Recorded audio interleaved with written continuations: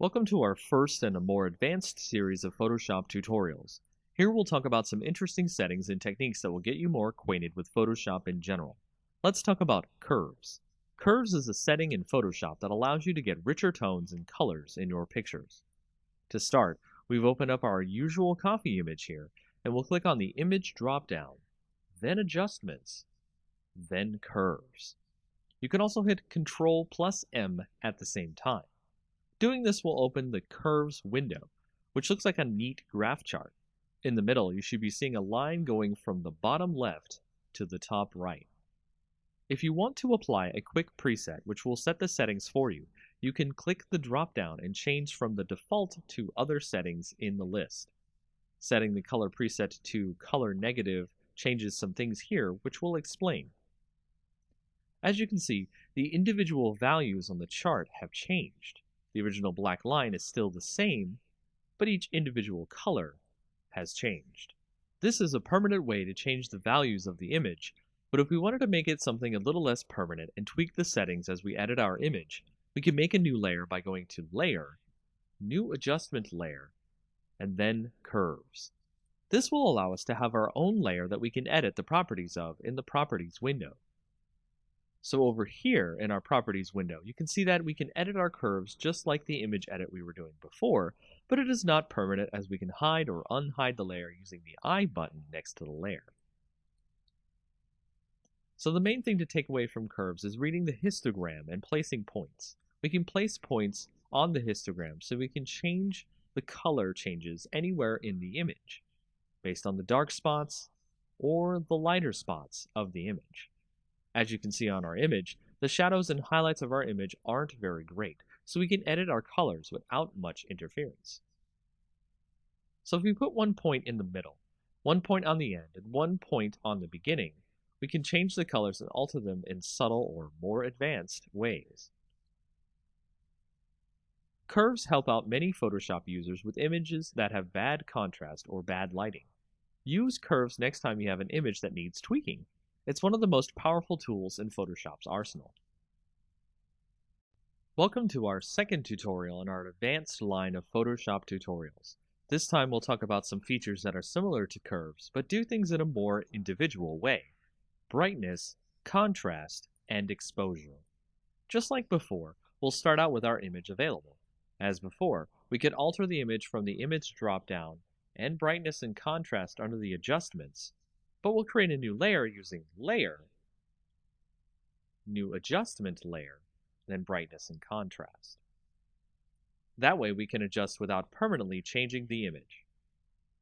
Once in the adjustment layer, we can see that we have a brightness slider and a contrast slider. Tweak your image using these settings. Left is less brightness, making it darker. Right is more, making it lighter. Negative contrast washes out the colors, while positive contrast makes the colors stand out more, but it can make the shadows too dark. Next, we'll add an exposure layer. Go to Layer, New Adjustment Layer, then Exposure Layer. Doing this, you can see we have more sliders here. The exposure slider going from negative to positive can darken and lighten the image much like the previous layers. Offset itself changes the absolute light and darkness in the image, so treat that option with care.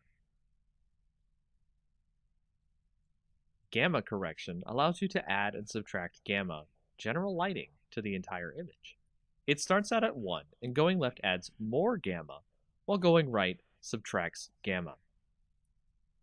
Using all these options allows you to tweak the image as you see fit, so you can make best use of lighting to get the image you want right for your projects. Welcome to the third advanced tutorial in our Photoshop series. We'll be talking about the hue and saturation layer, which works similar to our other layer and adjustment tutorials. Here I have my own image open from before. To set up a hue and saturation layer, just like before, we'll go to Layer, New Adjustment Layer. Then put a new hue and saturation layer down on top of the original image. So with hue and saturation, we can see that we can adjust the layer's color's hue. The saturation, how deep the colors are, or how light they are, to grayscale, or lightness, how dark or light in general the image is. In an image, you can make the colors much more vibrant by sliding the saturation more to the right than usual. Here we can see our copy image stand out much more visually. And if we change the hue towards more of a red spectrum, we can get the copy image to be very strong in color indeed. Use the lightness slider to make sure that things aren't too bright, as extremely vibrant color can be akin to looking into the sun for some viewers of your images. That's all for this tutorial, as you can change images you see fit to make them pop.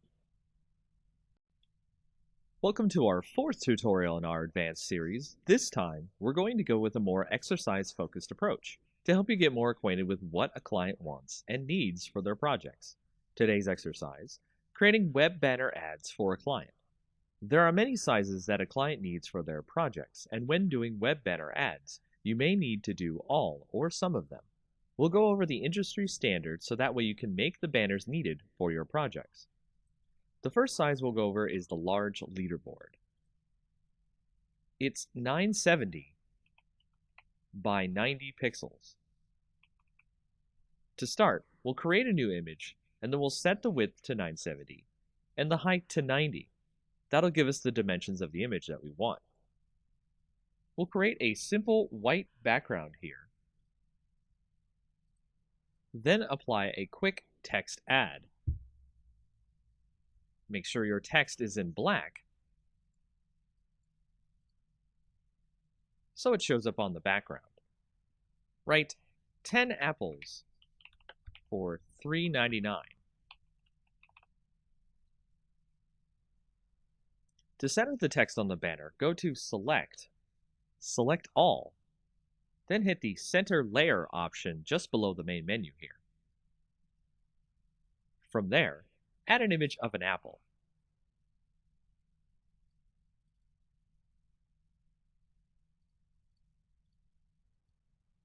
Here I've added a quick image of an apple I found on the net to both sides of the banner to give it more of a friendly look. And if we were to be finished here, this would be the first type of ad we would have to create for our client. Next, let's create a half-page ad, which is a 300 pixel by 600 pixel version. First, save our image as a PSD.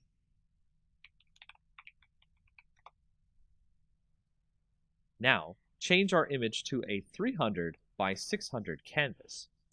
Go to Image, Canvas Size, and change the inches drop-down to pixels. Here, type in 300 width, 600 height. You'll notice our apples and text is now strangely off screen, and our background isn't fully white. We'll fix all of that and show you how to continue to make other sizes of ads.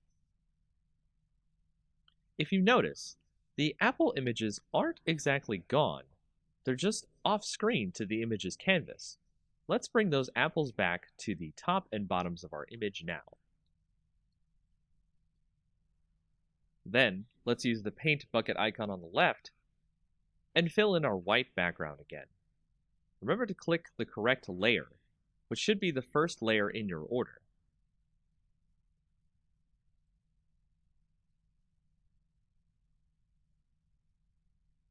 If it helps, name your layers so that you can remember which is which. Now that we have our white background again, what about our text? For that, let us change the spacing by pressing Enter on certain parts of the text. Here at Apples should do it. Move the text onto the canvas.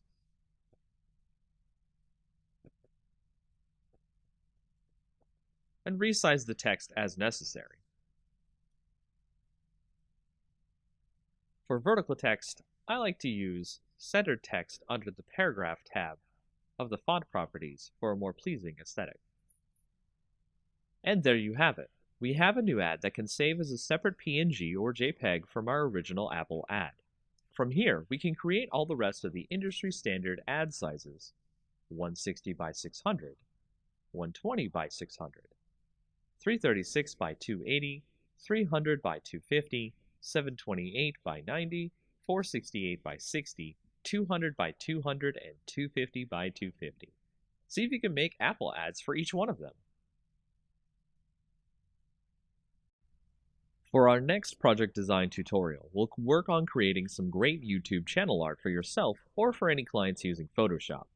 Let's get started with the correct size for YouTube channel art. Open a new file, and then set the width to 2560 and the height to 1440. As you start off here, you can see there's a lot of space for you to create some good channel art. What I recommend here is starting out with the theme of your channel or your clients. Is it a science channel? Is it a space theme? You'll need a good background here to show off the tone and mood of the channel in question. Let's assume space is the theme here. I've gone and grabbed a freebie space background here and imported it into the image. With this, we can have a nice canvas of art to build the YouTube's mood and image from. Our imaginary space YouTube is called Deep Cosmos. So let's create a great text effect to show off the name of the channel.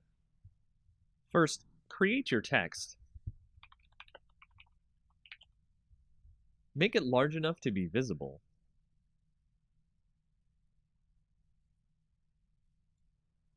Then set the color by clicking the color part of the properties window and clicking a part of the image. Then we'll go into the layer blending option, give it a stroke, then click an inner glow effect. I've also used a different font here to give more of a unique look here. The type of font is up to you. I also recommend stacking the text on the right so the rest of the art can breathe and show off the theme for the channel. Add more text in a readable font, probably not cursive, for what the channel is used for, space exploration.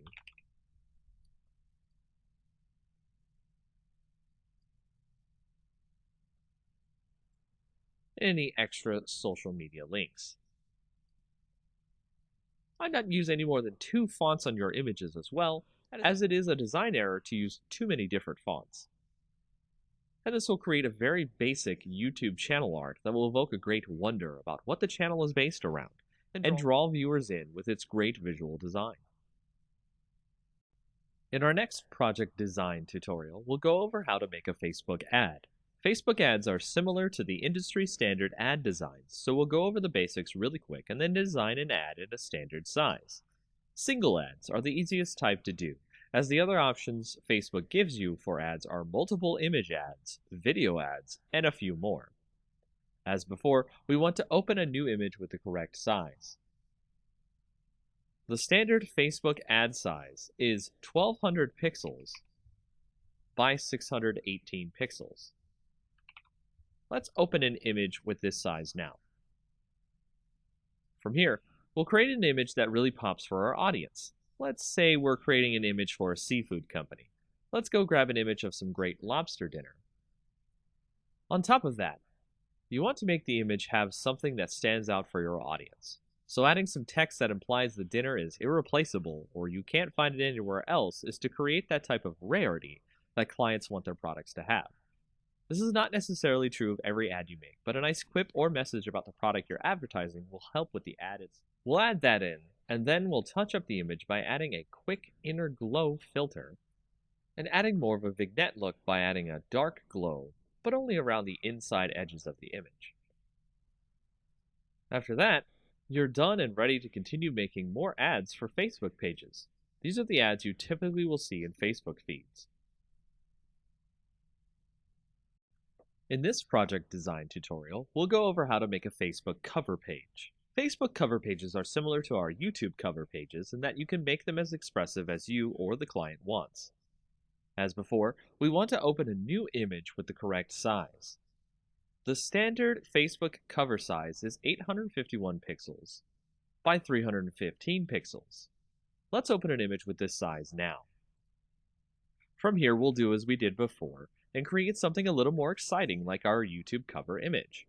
Let's make this one about science and grab a picture of a laboratory background. Make sure if you use images, you get them from approved sources. No one wants to use copyrighted images in someone else's project.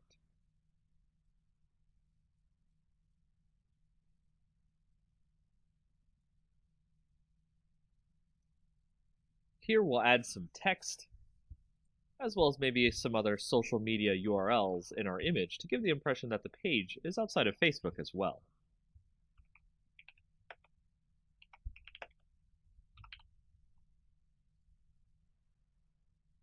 Once you've got the look right, it's just as simple as a YouTube cover page. One more thing, if you want to get the ratios right for mobile, make an image that is 640 pixels wide by 360 pixels tall. After that, it's really easy to make more cover pages as you see fit, as well as make sure to save everything as a PSD, so you can edit the cover page in case there's errors. Facebook also accepts PNGs for cover pages, so don't worry about compatibility too much. One of the best ways to make a stunning image that allows the viewer to get the message and the image tied together in a beautiful way are quote images. These are the type of images that you see with words overlaid or cut out of the image to make it look more like art than just text on an image. To show you how to create this image that I have here, let's start with a generic background so we can make something stand out. I went and I found a picture of a pile of leaves. This will be our base that we'll use to create the image. The words that we create will go into the leaves to look like they're coming out of the leaves. To start, I'll write the words life. It's never too late to jump in over the leaves itself.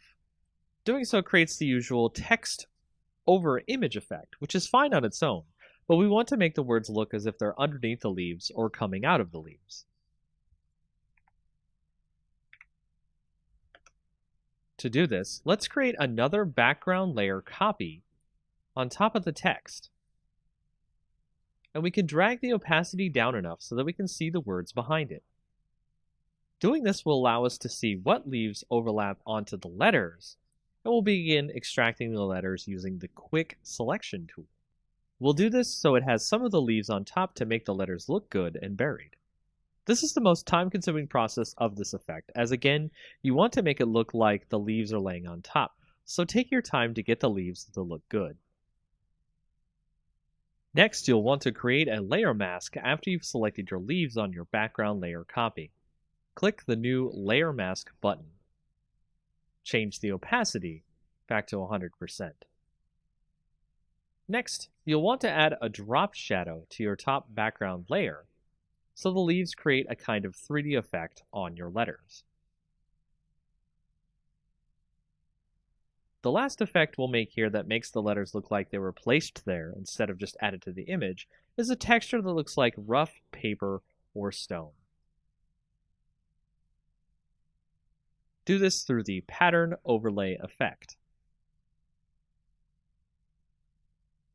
Change the opacity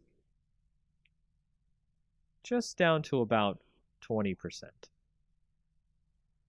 This will allow the text to look like it was placed into the leaves instead of our viewer thinking we added them manually.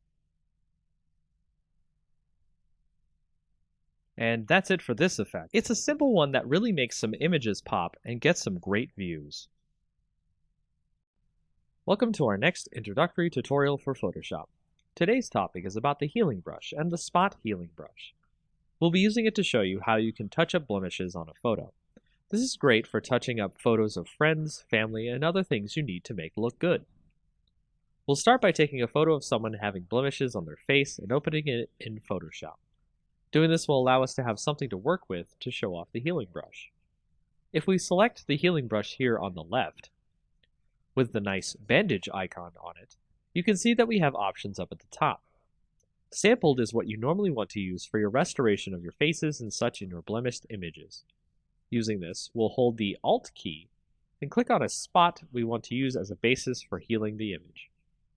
Once we've done that, we'll heal a spot here, and you can see that the brush has figured out what to use nearby to make the healing effect of the brush take place.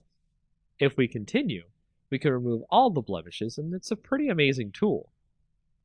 Another way we can do this is, of course, with our spot healing brush, which will do something akin to the selection tool and automatically come up with what you want to heal.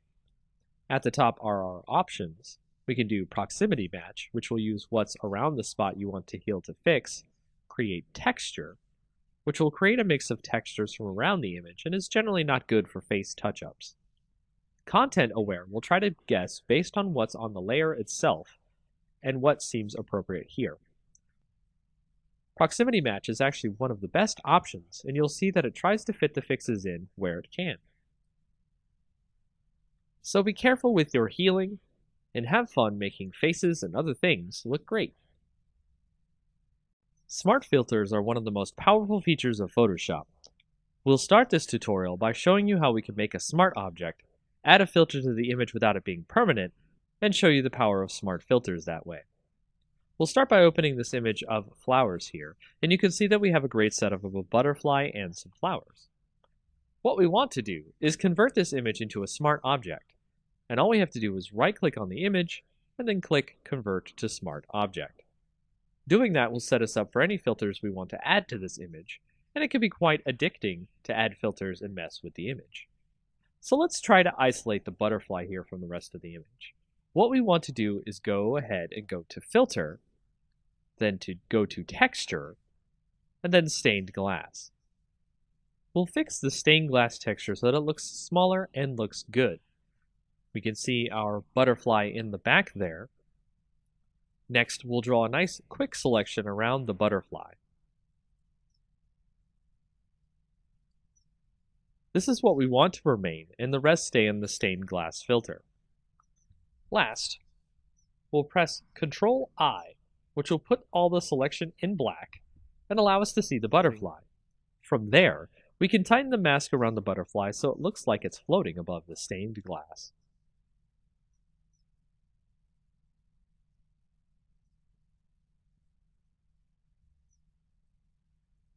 And that's just the basics with what you can do with smart filters. Easy, simple to use, and you don't have to worry about them permanently editing the image this way. This next tutorial will go over the basics of how to create a great image dispersion effect. This effect is great because it looks like the image is being torn apart, but in a way that looks realistic and graphically amazing. Let's learn how to do this together. I've opened up an image of a man here. First, I'll start by creating a duplicate layer of the man in the background. Then I'll lasso over the man in the background layer.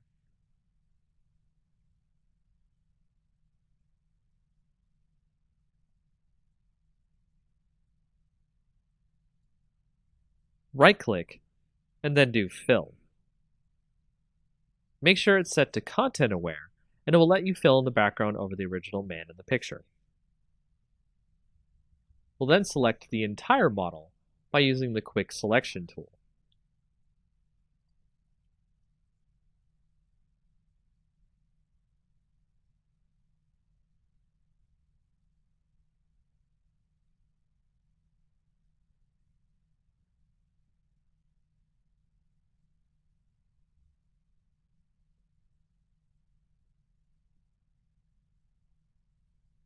From here, depending on your Photoshop client, you can use Refine Edge or Select and Mask and give more of a refined edge to the hair on the model, so we can pick up individual hairs and outlines. Before clicking OK on the Refine Edge, let's output the selection to a layer mask.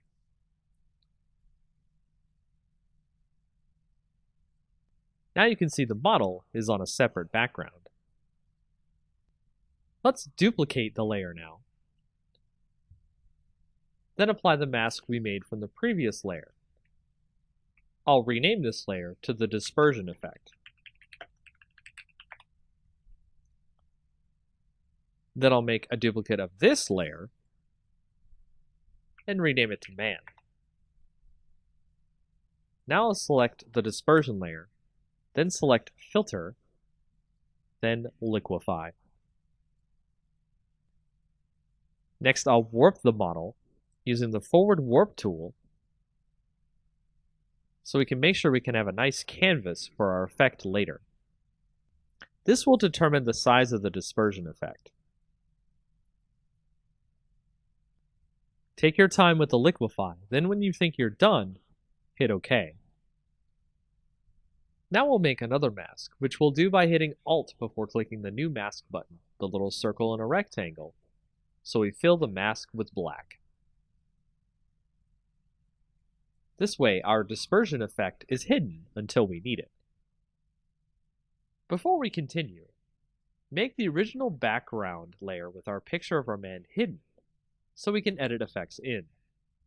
Now on our layer called Man, we'll make a new mask with no black filled in, so just click the new mask button without holding any keys down. Once we've done that, make sure you're on the Man layer's mask. Make sure your brush is set to black for the foreground color. Select the brush tool, then select a brush that will give a great dispersion effect. There are brushes out there for free that you can download that will give you the effect desired, so look for them. We'll edit the image to give a bit of a destroyed look. Then we'll switch to the dispersion layer and its mask as well. Switch the color to white, and start masking in, uncovering, the warped layer we did earlier. This will give you the effect of a dispersion going onto the image and looks really great. Experiment with this feature. It will allow you to create some really interesting images. Welcome back to our next tutorial in Photoshop, where we'll go over how to do a double exposure effect. A double exposure effect is how we'll blend two images together to make an interesting art project pop. Perhaps your client or project will want you to create some striking images here, and doing so through Photoshop, you will definitely wow the viewer of this image. Starting out, let's pick two images that we want to blend together. Here I'll blend an image of a beach ball with an orange. The idea of playing volleyball with a giant orange is pretty hilarious, don't you think? To start blending these two images together, I'll take the image of the orange, use the Quick Selection tool, and select the whole orange. Once I do that, I'll copy the orange selection into the image of the volleyball. As you can see here, the orange is way too large to be able to be blended with the volleyball. I'll need to scale the orange down to size. To do this, we'll need to make a copy of the volleyball layer to start off with. Drag the layer and make sure it's the top layer over the orange. Set the opacity to about 50%. Then we'll shrink the orange to about the same size of the volleyball. Do this by clicking the link icon up near the width and height. This way, with the opacity, we can see exactly what size we need the orange at.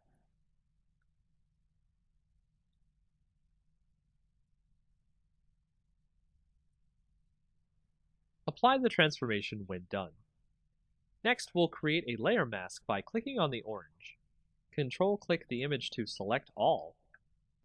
Then move to the volleyball layer, and click the New Mask button at the bottom.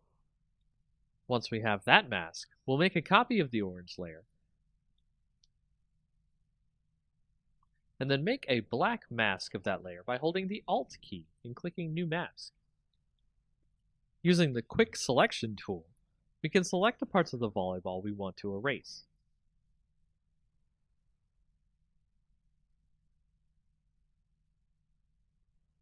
Once we've gotten the image the way we want, you can see that it has this great dual blend effect of having a volleyball that looks like a huge orange.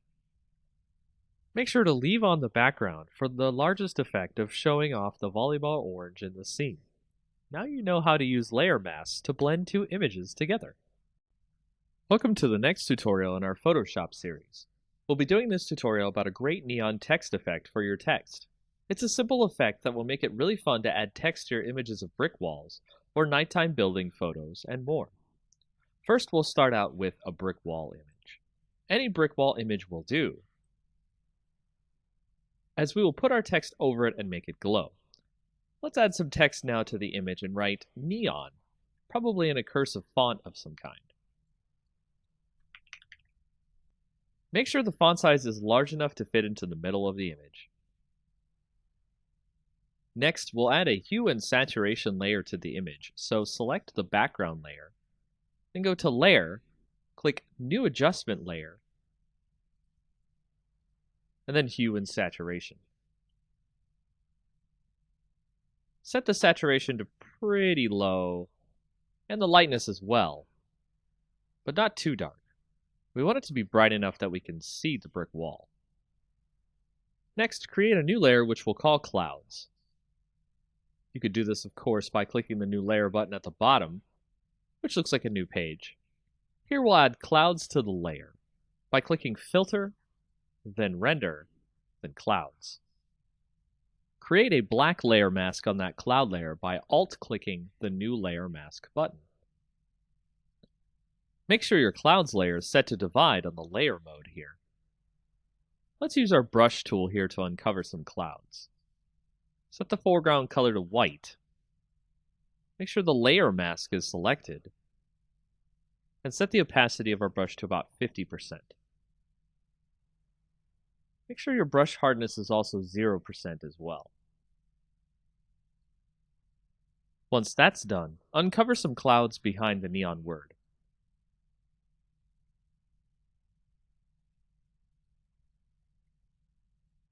Next, we'll start working on our text. Make sure to change the font of the text to something blue if it isn't already. Then go into the layer blending modes. We'll add a bevel and emboss effect to the text, making sure the style is inner bevel. The technique is smooth, the depth 185, the direction up, the size 3, and the soften 16. We'll also add an inner shadow effect, where the blend mode is multiply, the opacity 40%, the distance 5, the choke 0, and the size 5. Then we'll add an inner glow effect, where the mode is screen, the opacity 75, the noise 0, the choke 0, and the size 8. Make sure to make the technique here source center. Then hit OK. Create a duplicate layer of that text. Put it below the top layer of text, then convert it to a smart object. Add a Gaussian filter using the Filter dropdown, Blur, then Gaussian Blur. Set the radius to about 11 pixels. Now we'll create the wire that the neon sign is connected to the wall by creating a new layer above the clouds layer. Set your brush first to one with a full hardness, then about 13 pixels in width. Use the pen tool here on the layer and click and drag out a line across the layers here in a curvy wave. Right-click on the line and click Stroke Path. Make sure the Simulate Pressure option is turned on. Right-click the path, then click Delete Path. We'll add a blending layer effect to the line, bevel and emboss. Make sure that the depth is 245, size 0, and soften 3. Lastly, we'll add a more soft blue glow to the clouds in another layer.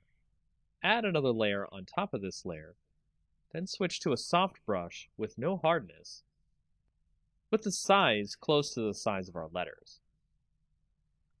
Set the opacity to about 63%.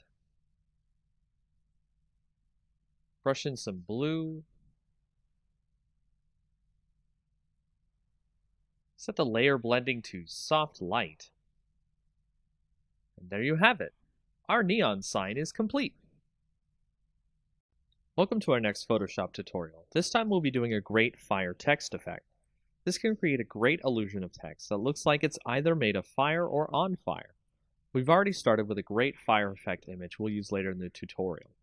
We'll proceed by opening a new file, making the height 1280 and the width 720. Change the background to black by using the Paint Bucket tool, and make sure the foreground color is black. Use the Text tool next, and a great tall font. I'll type the word fire here so we can see the effect on it later. Let's go to the blending options on our layer and add an outer glow. Change the color in the box here to F70300, then hit OK.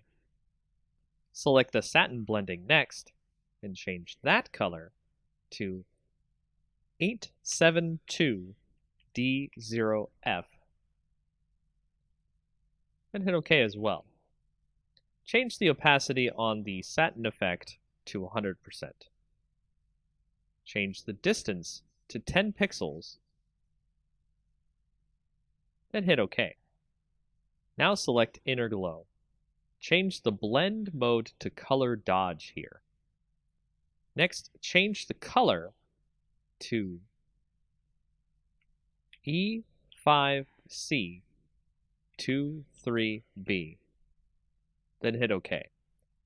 Change the opacity to 100%, the size to 10 pixels, then hit OK. Now we're done with our text, so hit right-click on the text layer and rasterize our type. Now we're going to fade out the top of our fire text. So use the eraser tool and set the brush to 250 pixels with 0 hardness. Erase some of the text as you see here.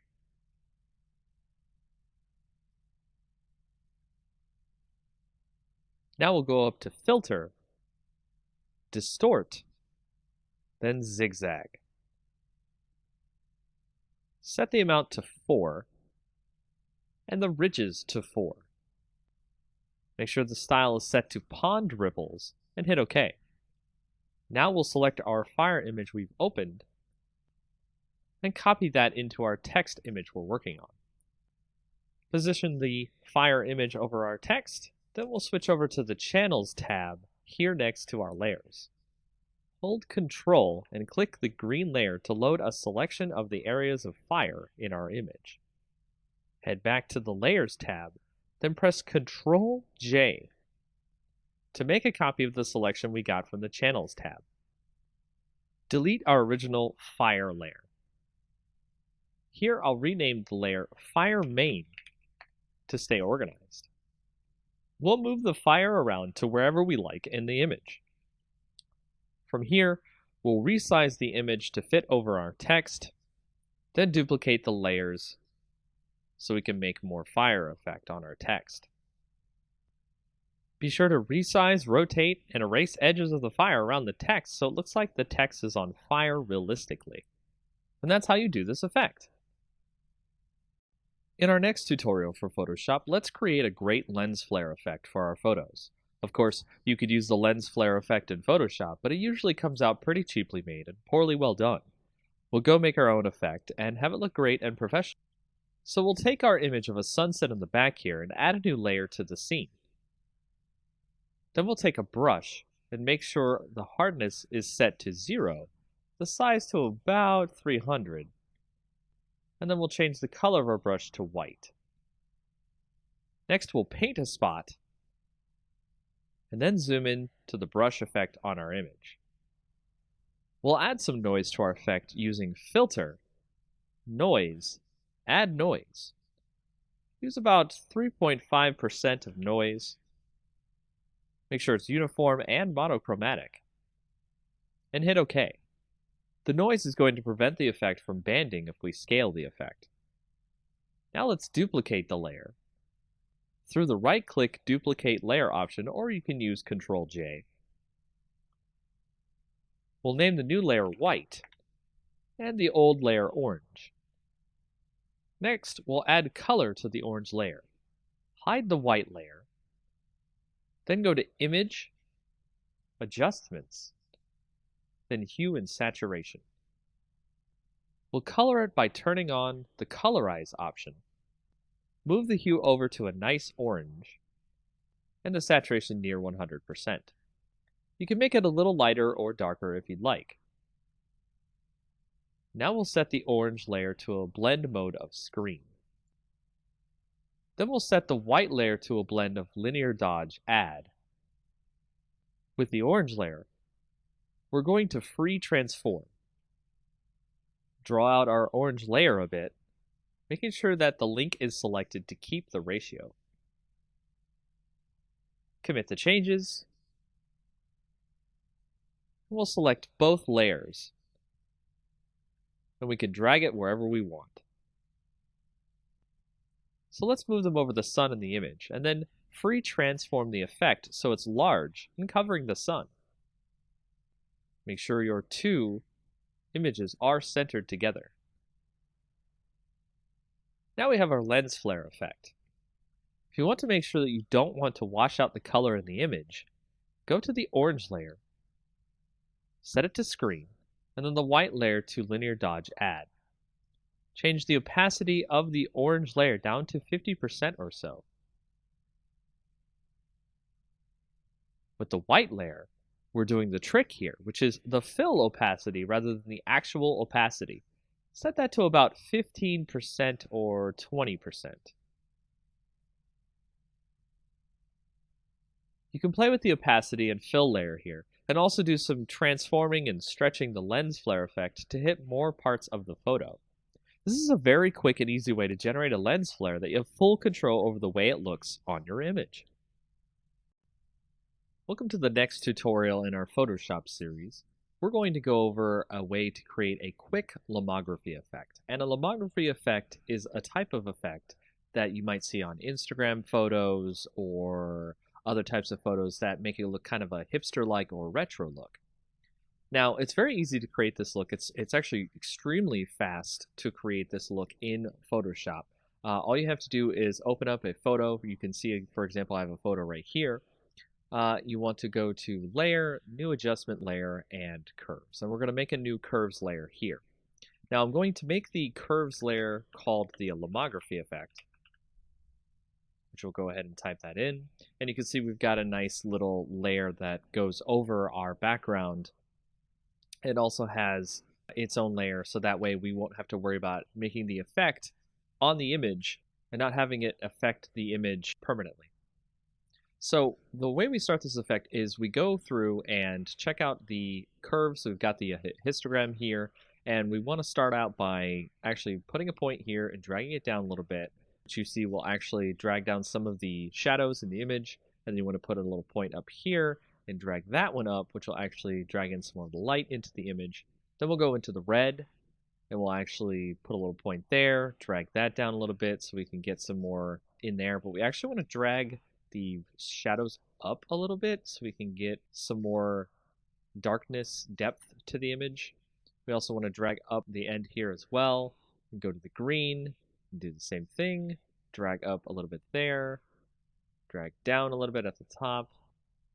And then when we get to the blue, we'll actually do this a little bit different. We actually want to drag up on the previous one, and we actually want to drag down at the top here, which will actually add a lot of different blues to the image there. So if we go back to the original RGB, we can actually pull up the shadows a bit, because we want to create that kind of soft tone in the shadows as well. And by doing that, that allows us to create a great lomography effect. It's actually kind of overdone here. It's a little bit too much on the image. So if we go to the opacity, and when you turn the opacity down to maybe about like 50, 55, you can see that it has put itself over the image, and you can see a nice effect on your image that gives it kind of a hipster or retro look. And you can turn on and off the layer to see the difference in the image as we put the Lomo effect on. And that's pretty much it for this tutorial. Welcome to our advanced GIMP tutorial, where we'll actually show you a way how to do digital black and white conversion. It's quite an easy effect to do. And we'll start by opening up an image that you might have seen before on a previous tutorial. We'll open that up and we'll show you how we'll be able to do the conversion here. Now, you can do a saturate effect in GIMP as well, but what I like to do is create a new layer. So we'll go over here and we'll go ahead and make a new layer. We'll make that transparent, that's fine.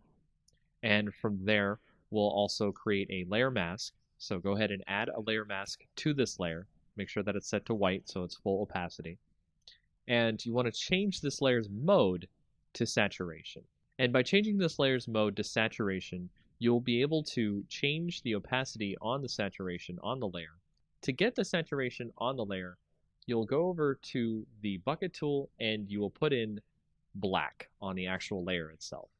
And this will create desaturation of the layer, and you'll be able to see the entire layer is in black and white. Now, you can set the opacity on this so the effect is not that dramatic, so you can have some color, you can have less color, all the way up to 100%, so you can change this as you will, instead of just using the saturation effect, which will be one time only. You can use this to great effect to choose the granular control over the black and white conversion effect. Now what you can also do is with this and having the mask, you can go to the original layer itself, use the scissors tool, and you can pick out parts of the image you want to have in color itself. So if you see here, I have picked out some of the glasses to be in color, and the scissors tool is one of the best tools for this as it tries to find the edges of the glasses on our background layer here. And of course, you can drag each point to make sure it tries to find all of the different parts of the glasses, and then we'll go ahead and click inside to select it. And if we do that and then go back to our layer mask for our saturation layer, we can go in there and we can select the brush tool, make sure it's set to black because we're going to be painting on the layer mask so we can make the color shine through, and you can just start painting in those glasses there and make those glasses show up in actual color compared to the rest of the image. And that's just a very quick way of how to do digital black and white conversion in GIMP. Welcome to the next in our tutorial series about GIMP. In this next tutorial, we'll go over a quick way how to do a coloring of a sketch that you might scan in or you have received on the internet. And it's really easy to start coloring in GIMP. To start, we'll go ahead and have our sketch open, as you can see right here, and we will go ahead and add a new layer above that sketch. So we'll go ahead and make that a transparent layer, and we will also make sure that that layer is set to multiply instead of normal, because if it is set to normal, you'll just draw the color over the sketch beneath that layer, but with multiply, it actually adds the color over the layer, but in a way so that the previous layer on the bottom shows through. So if you see right here, we've set our color to something that's a little bit more skin toned. Make sure to do that as well, hit OK. And then we will start coloring in over top our sketch. And you can see, just by coloring in here with the color that we picked, a nice skin tone color, we can start to get the sketch to look more like something that is 3D or an actual colored in sketch. Now this is a part of the longer process here, is to color in all the parts you need. So I'm going to do just a really quick once over, so that way it doesn't take too long and you can see the effects, but also we're not too worried about it being too messy. So as you can see there, I've colored in her face on this sketch. What we can also do is switch a little bit to the burn tool. We'll switch to the dodge and burn tool, then we'll switch to burn down here at the bottom on the options, so that way we can put in some shadows in the image where we think where the shadows are. And we can make sure to change your size of your brush. You can use that using the bracket keys on your keyboard. Left bracket, right bracket changes the size of your brush. And we'll brush in some shadows here on the image, right where the shadows seem to be. If you have a sketch that has the shadows on it, it makes it easier for you to burn in some shadows. And every time you click and burn in the shadows, it will stack on top of each other, so it will make the shadows darker and darker as you continue burning. Now you can see that there are lines here that we can easily tell between the color and the shadows. So from there, you can do a little bit of smudging, and smudging allows us to mix the colors together so that way they are not just lines on the picture. So we'll actually turn down the rate here of the smudging so that way it's not too obvious, and we'll start doing a little bit of smudging on the image here. You can make the lines turn into actual colors instead of very apparent as lines. And that is a very quick and easy way to get started with coloring in GIMP. Welcome to the next in our tutorials about GIMP. In this advanced tutorial, we'll show you how to do some tone mapping on the images that you might need to get some extra color or some extra different shadows and cool things that you would like to get on your photos. Starting out, what we'll do is take a picture right here. I've got a picture of a good night scene. We'll go ahead and start is we'll create a duplicate layer of the night scene. And what we need to do is create a special enhancement filter called Advanced Tone Mapping. Now, this doesn't normally come with GIMP, so I recommend that you go find a plugin for Advanced Tone Mapping. It's very easy to find on the internet. GIMP itself has a repository of plugins that you're able to find Advanced Tone Mapping. And once you get that and install it into your GIMP plugin folder, you're going to go into GIMP and use Enhance Advanced Tone Mapping under the filters. Then that will show you a pop-up dialog window that you'll want to switch the copies of the merge layer. You want to make it about 5. Press OK. It'll create a bunch of different colors and make the whole thing look really good. From there, you want to right-click on the layer and click Merge Down, and just merge down until you get one picture, one layer. Next, you'll want to go up to the colors and do levels. And on the levels, you want to switch that to maybe about 94, 93, or 92 on the gamma. Press OK there so we can get that into our picture. The next thing you want to do is create another duplicate layer. And then on that layer, you want to click Colors, Desaturate. And from there, you want to actually have it at lightness. You can do luminosity, you can do average. You can see that it changes the different shades of gray. Well, let's choose lightness, click OK. And then you want to go back over to colors, click invert, and you'll see all the different colors inverted here. Then you want to go to filters, blur, Gaussian blur. And you want to set that blur to about, I think I want to do 20. 20 here seems fine. So now to blur the whole image, what we're going to do with this blurred image is we're going to switch the mode on the top layer here to overlay. And now you'll see it has overlaid onto our image down below. And you want to tweak this by using the opacity bar over here on the right. So we're going to set that to about 48, and then we will merge the layers down, and now you can see we have our new image that shows the different tone maps of color that are in our night sky image. And that's how you get some tone maps in your GIMP program. Welcome to the next in our advanced tutorial series in GIMP. In this tutorial, we'll show you how to remove noise from photos where pictures have been taken that have a lot of noise in them. And here you'll see we have started with a picture that has a bunch of noise in it, and we're going to remove the noise, and we can do this in many different ways, including going to the filter option, blur. We can do a regular blur, or we can do a Gaussian blur. And a lot of people like to use these blurs to get rid of the noise in the image. However, there is a better tool to get rid of the noise in images. It is an extra GIMP plugin that you can go find. Once you download that and put it into your GIMP program, you'll see it under your Enhance Filter options. and it's called wavelet denoise.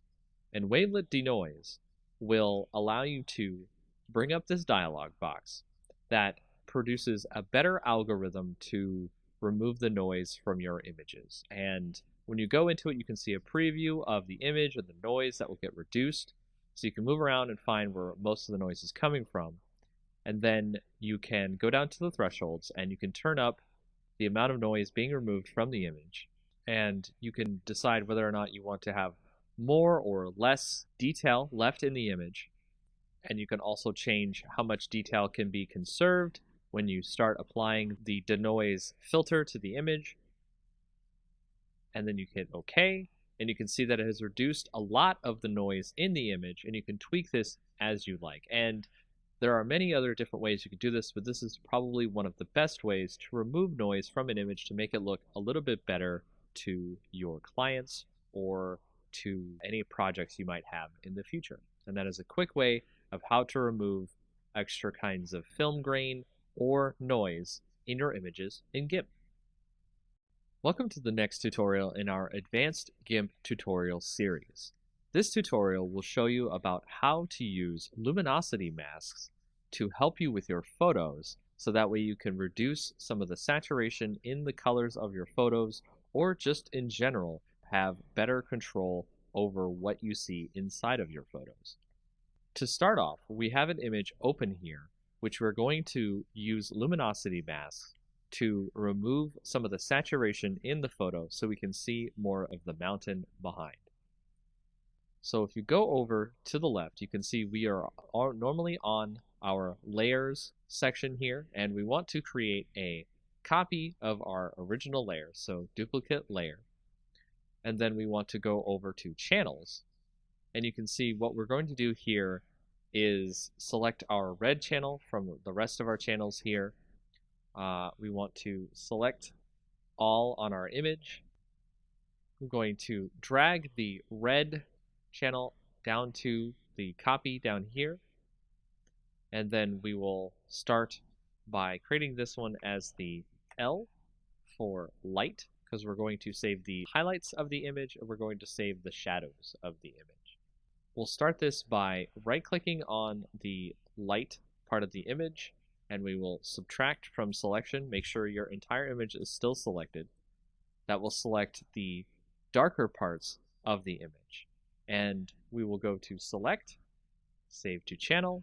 That'll actually save the shadows of the image. So we'll save that as D for dark. And then if you right click on our layer again, our light channel here, click subtract from selection one more time, it gets even further darker, and we'll save that as DD. And then we'll go back to our lights again, subtract from selection one more time, and we'll save that as DDD. So that way you can see all the different shadows have been saved now out of our image, and we'll now go and save the lighter parts of our image instead of our darker parts. So select none, then go to our darker parts of our image, select all, and when you do this, you will get the lighter parts of the image instead of the darker parts, and you will do the same thing as you did before, which is you will click save to channel, and then I'll save this as LL, go back to the dark parts, subtract from selection, and we'll do it again, select, save to channel, and then we'll save that as LLL.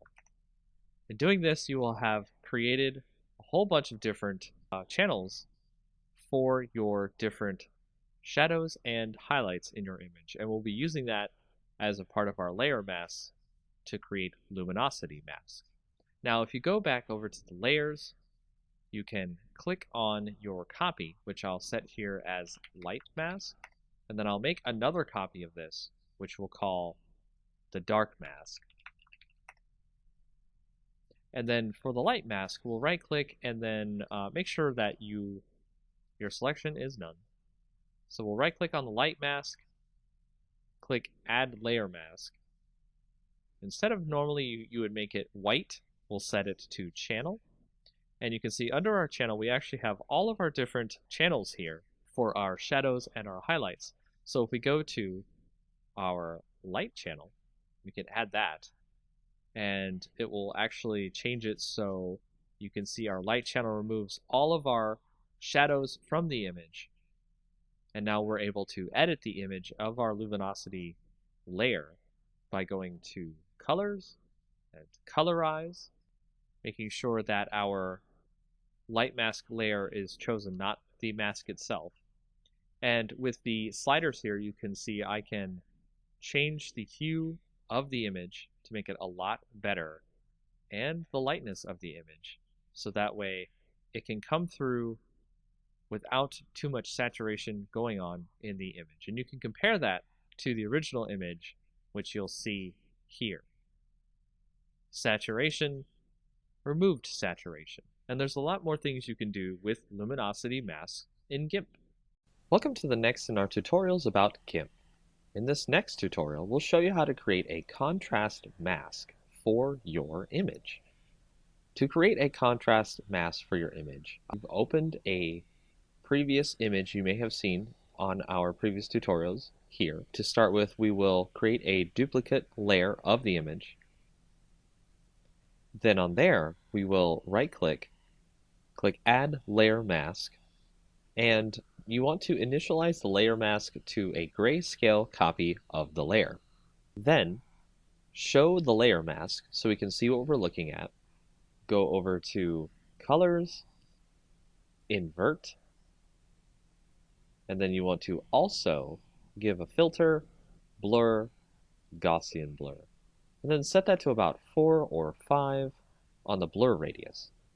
Next, go back to your layer mask, click Show Layer Mask to turn it off, and there you can see we have our contrast mask on our layer. Now make sure to set your layer to overlay instead of normal, so that way you can see our contrast on top of our bottom layer in GIMP.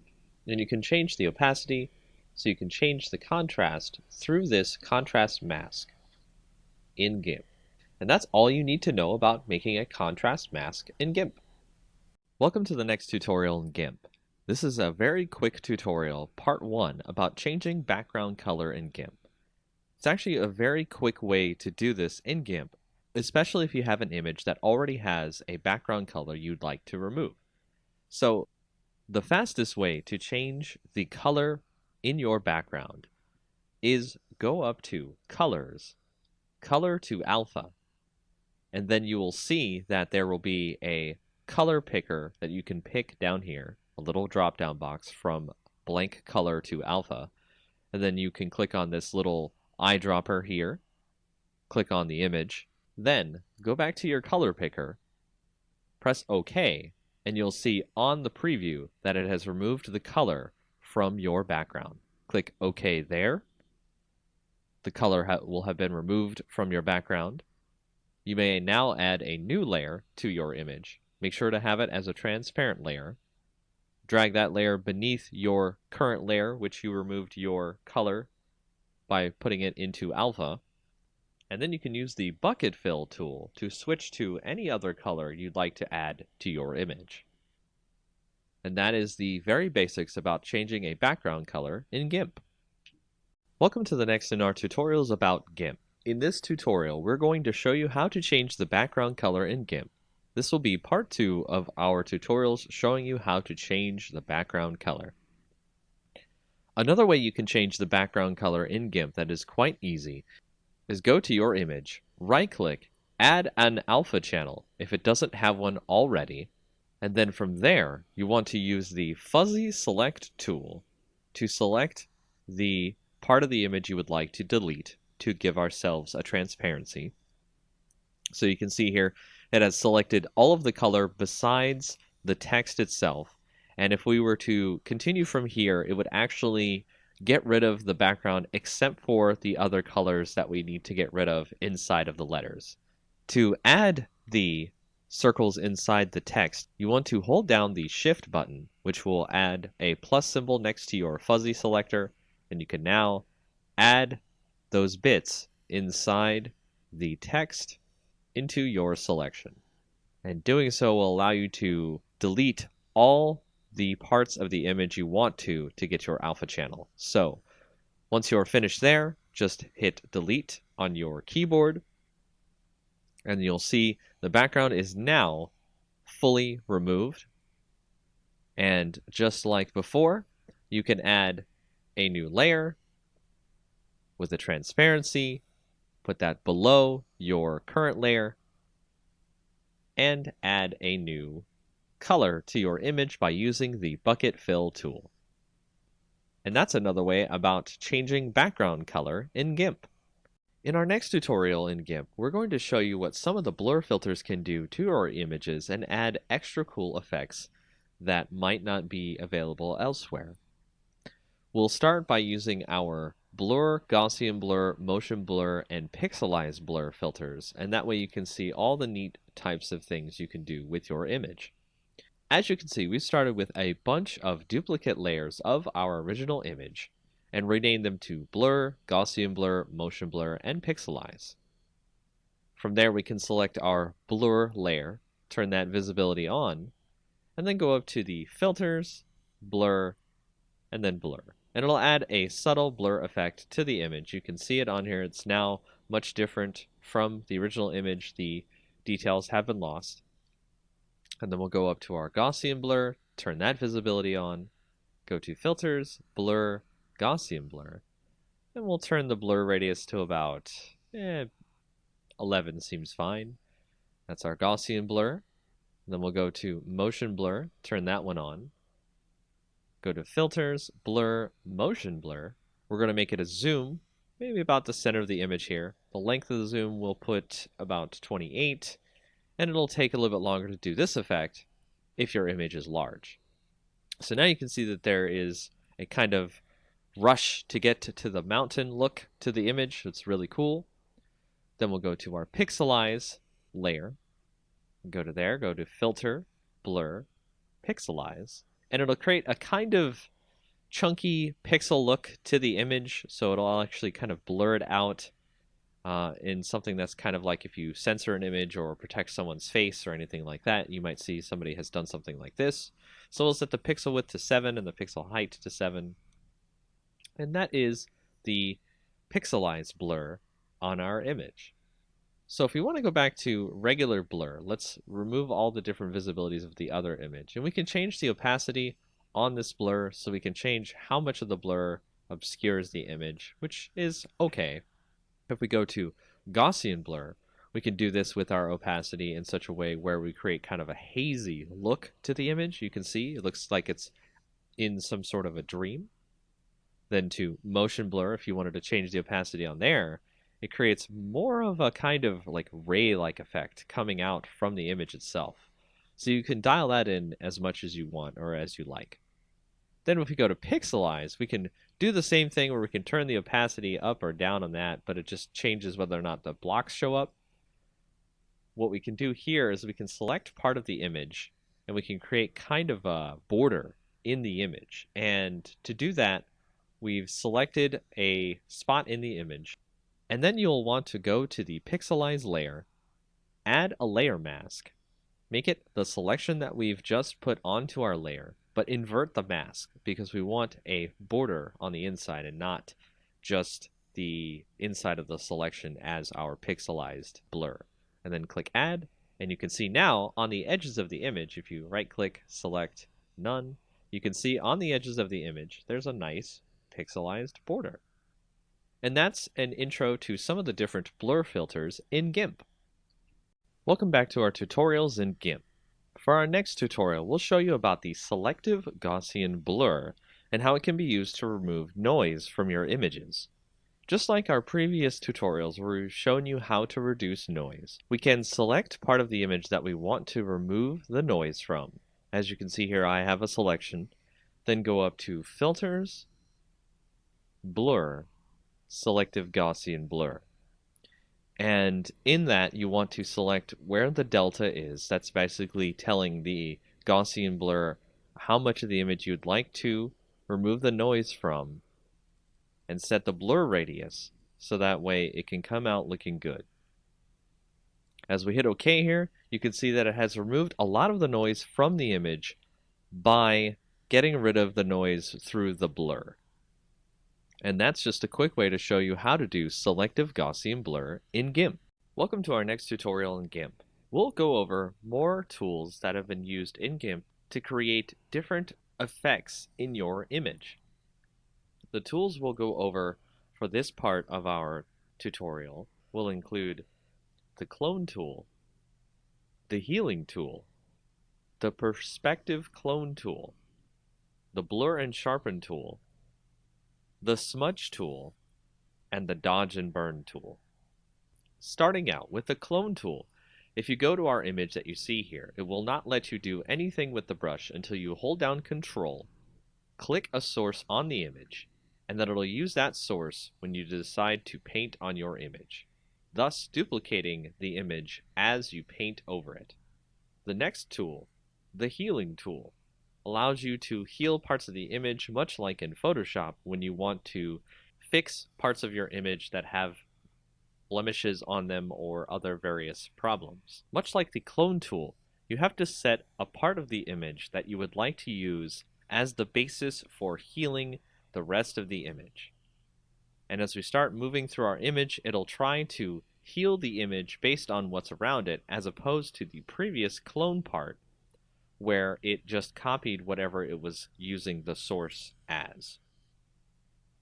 For the perspective clone tool, we can modify the perspective of our image, not in a permanent way, but in a way that GIMP will use when we decide to clone the rest of the image later. By going to the perspective clone option in the tool options, we can now set a source that we'd like to clone from, say this corner up here where the perspective will be changed, and we can paint that into our image. And as you can see, the perspective of the image in the upper left is now in our bottom right at a very different perspective. The next tool, blur and sharpen tool, we can set to blur. And then on our image, we can start blurring out parts of the image as we need to. And then if you set that to sharpen, you can sharpen parts of the image as you need to. You can turn up the rate on this to increase the sharpen amount, so that way you do not have to sharpen more than once on an image. If you go to the smudge tool, this will use the colors around it and smudge them together so they become more of a blur with all the colors that are included when you start smudging. The next tool, the dodge and burn tool, allows you to dodge, which is lighten up the colors in an image, but also do burn, which allows you to darken the colors in the image, creating more vibrant color as necessary. And those are some of the more advanced tools you will use in GIMP. In our next tutorial of GIMP, we'll go over some of the color tools that you'll use on your images to change various parts of your image. Much like Photoshop, these are some of the main tools you will use to switch color balance, brightness and contrast, curves, and more. So to start off, we'll go to the Colors section, Color Balance. This is probably the main tool many people use to change the actual color in the image to something that they think is much more appropriate for the image in general. And as you can see, we can change these values to increase more of the color that we want to add to the image or subtract the color.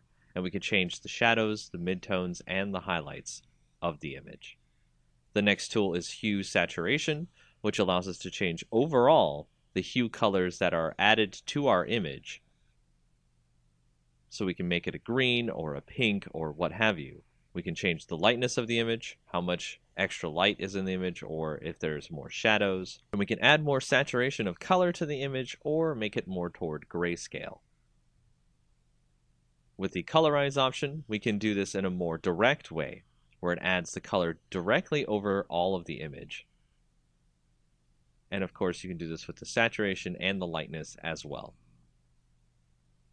With the brightness contrast, we can change the brightness to be less on the image, the contrast to be more, and vice versa.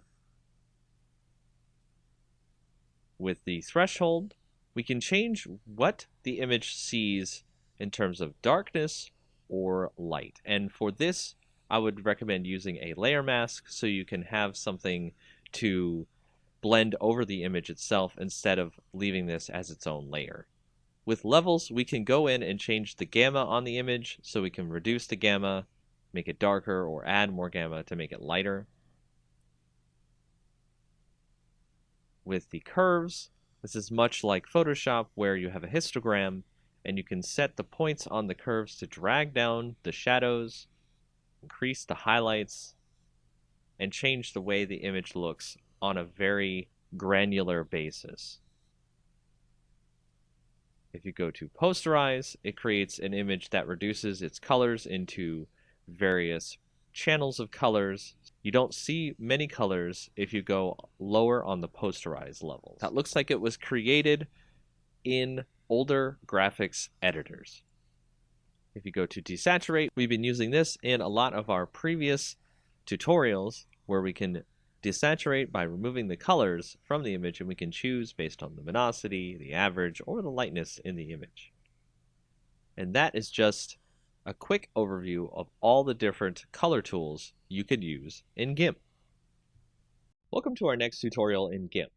In this tutorial, we'll show you how to use the Paths tool inside of GIMP. So go over and click your Paths tool here. And on the left in the tool options, you will see that you have the design mode, the edit mode, and the move mode. The design mode allows you to create points on your image that will create a path. To connect the paths together so that way you create a completed path, go to Edit once you are finished clicking on the last point for your path, and then click on the starting point of your path. That will complete your path. From there, you can move the path if you need to, and you can start doing a selection from the path or stroke the path if you need to. As a solid color pattern, you can set the pixels of the line, and so on. Another mode you can do with paths is you can create a new path where you can create a curvature to your path.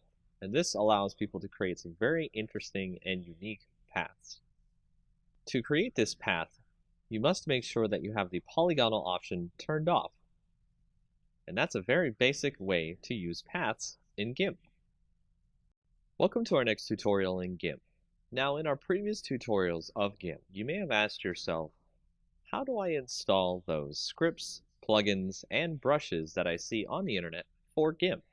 For example, we actually had a filter earlier that we used called the Advanced Tone Mapping, and we actually had to install that into our GIMP plugins folder, and the wavelet denoise we also had to install. So how do you do that?